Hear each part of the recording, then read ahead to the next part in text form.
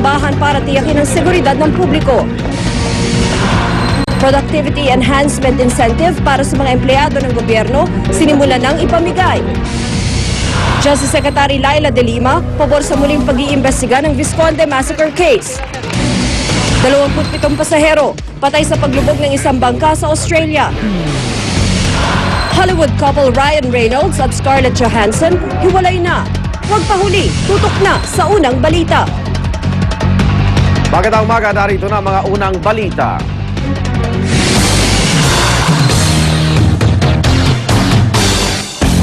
Makaiga simula na ng tradisyonal na simbang gabi, kaya naman dagsa ng mga Katoliko sa mga simbahan at mula sa Quiapo Church sa Maynila may live report si Lala Roque. Lala?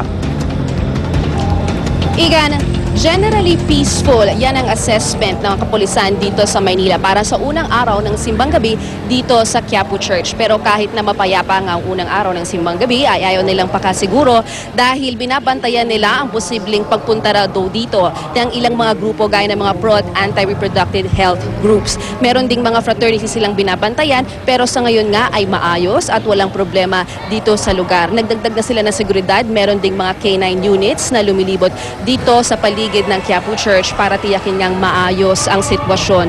Dito, meron ding 32 traffic personnels na ipinakalat para ayusin naman ang daloy ng trapiko. Bagaman sa mga oras na ito ay maayos pa ang daloy ng trapiko.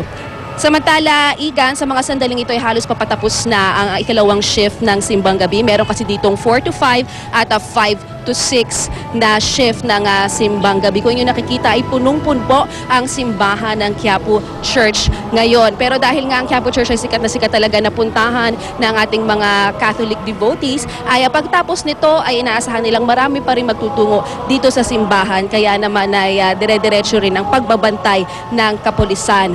Ayon naman sa kapulisan, paalala nila sa ating mga kababayan na pupunta rito ay mag-ingat at kung pupunta kayo ay huwag na kayong magdala ng anumang mga mahalagang gamit o alahas para iwas na rin sa aberya. Igan? Maraming salamat, Lala Roque, nagulat live mula sa Quiapo, Maynila. Kamustahin naman natin ang simbang gabi sa Cultural Center of the Philippines. May live report si Susan Enriquez. Susan?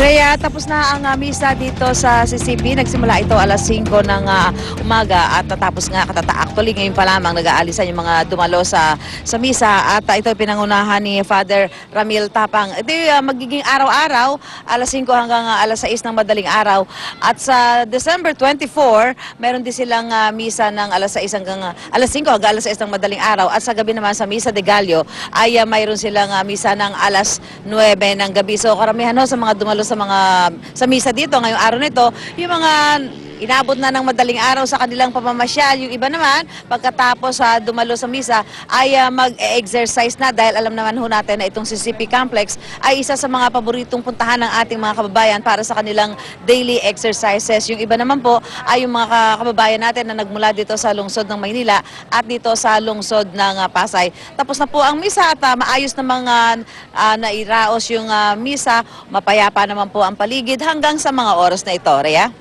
Maraming salamat, Susan Enriquez, nagulat live mula sa Pasay. Samantala, Productivity Enhancement Incentive para sa mga kawani ng gobyerno, sinimula na pong ipamahagi. Aabot ng hanggang 10,000 piso ang natanggap ng mga empleyado.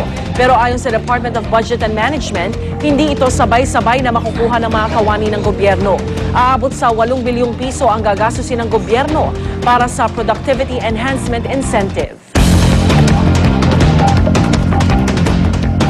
Sa ibang balita, Justice Secretary Laila De Lima pabor na muling paimbestigahan ang kaso ng Visconde Massacre kasunod ng pag-absuelto ng Korte Suprema kay Hubert Webb at sa 6 na iba pa. Handa naman daw sumunod ang NBI kung iuutos ang re-investigation. Narito ang report ni Teresa Andrada. Sige, Hubert. Thank you, Hubert. Good. Okay.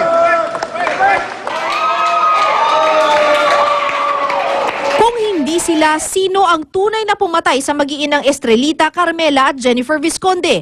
Tanong na gusto ring masagot ni Justice Secretary Laila De Lima, kaya pabor siyang magkaroon ng re-investigation sa Visconde Massacre case. Kailangan naman talaga ng tunay na closure dito sa kaso na to.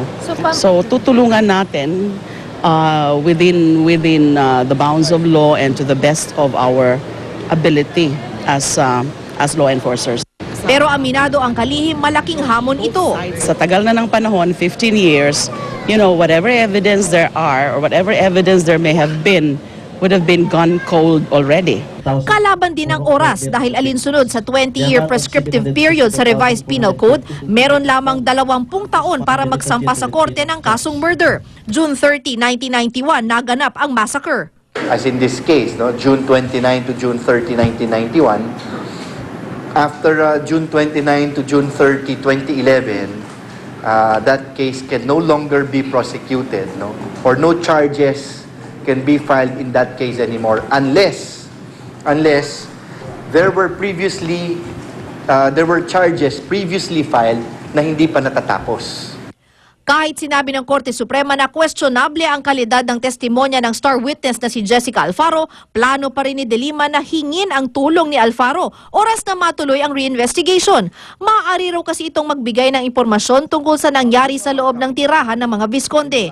Tiniyak ni De Lima na lahat ng anggulo ay titingnan, gaya na lamang ng isa sa mga naunang teorya na pagnanakaw. Dagdag ni De Lima, kahit ang grupo ni Hubert, posible raw isama sa reinvestigation. Pero Pag sila talaga yon, pag sila Hubert talaga yon, and the 6 other accused who were acquitted, then we cannot run after them in the ordinary courses under the law because nga the double jeopardy, the doctrine of double jeopardy. ang NBI handa naman daw sumunod kung iuutos ni De Lima ang reinvestigation. Pero kung sila raw ang tatanungin, wala nang dahilan pa para buksan muli ang kaso. Ninindigan namin na yun ang talagang nangyari. Para sa unang balita, Teresa Andrada reporting. Matapos pong mapalaya si Hubert, plano naman ngayon ng pamilya Webb na maghabol sa korte. Pinag-iisipan nilang panagutin si Jessica Alfaro at ilang dating tauhan ng NBI dahil sa umano'y inimbentong kaso. Naritong report.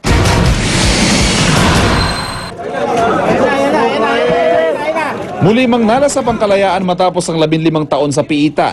Baka hindi pa raw dito magtapos ang laban para sa kampo ni Hubert Webb.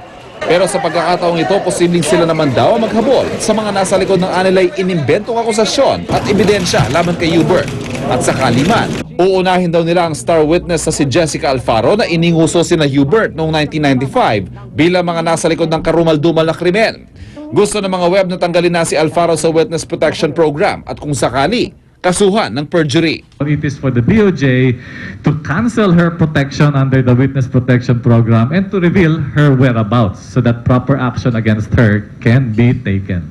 Pero ayon sa DOJ, wala na sa Witness Protection Program si Alfaro. Eventually, it was officially terminated. So hindi na siya covered ngayon. Pati sina John Herra at Pedro Rivera, ang dalawang ahente noon ng NBI, posible raw kasuhan ng obstruction of justice dahil sa di umano'y pagko-quote sila kay Alfaro nung palitan niya ang kanyang testimonya sa kanyang affidavit. I would like to see that the police agencies are within bounds when they conduct their police operations. And by that, I mean that they do not stoop to the level of manufacturing a witness or of suppressing evidence. And for that to happen, there must be an action that should be taken against them. Pero tila bumaliktad na rin si Herra na minsan nagsilbing close in security ni Alfaro at umano'y naging nobyo pa. First is nung may kinuha kaming isang bata na sinasabi niyang yun si Miguel Rodriguez. Yung batang yun na tinuturo niya Miguel Rodriguez, hindi na namin uli nakita yun. Hindi rin niya kilala si Hubert Webb. Because I was there nung nagpapatulong siya kay Markso na i-identify kung yung nasa picture ba ay si Hubert Webb. Pero ang tanong sa isip ng marami, bakit hindi niya inalantad ang impormasyong ito noon?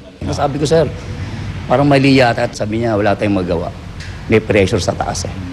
We have to solve this case by hook or by crook. Kaya naman handa raw siya sakaling ipatawag pag binuksan muli ang investigasyon sa kaso. Karapatan din naman kasi ng mga Web yun eh. At karapatan din naman ng mga dating NBI agent na sagutin din naman kung ano man yung maging reklamo ng mga Web. Para sa unang balita, Ivan Mayrina reporting. Sa ibang balita, iba't ibang transport group naghain ng petisyon sa LTFRB para sa dagdag pasahe sa jeep. Pisong dagdag singil ang hiling nila sa unang 4 na kilometro ng biyahe